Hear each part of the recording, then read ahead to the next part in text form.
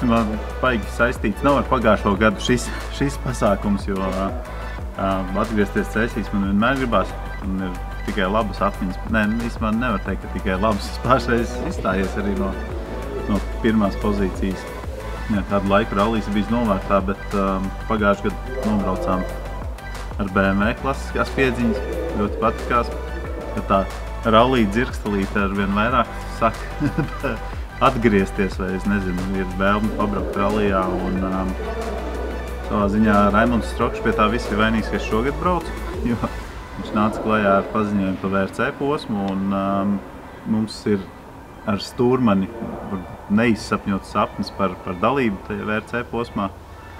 Un šī gada Cēsis būs tā kā pirmais solīts, lai pārliecinātos, vai mēs gribam tur startēt un vai mēs varam tur startēt. Mēs brauksim ar pilnpiedziņas auto ļoti ilgiem laikiem, sen neesmu braucis, tāpēc ir pašam bišķiņ tāda, nevar teikt, ka stress, bet interesi pārliecināties, vai mēs vēl mākam braukt ar tādu auto.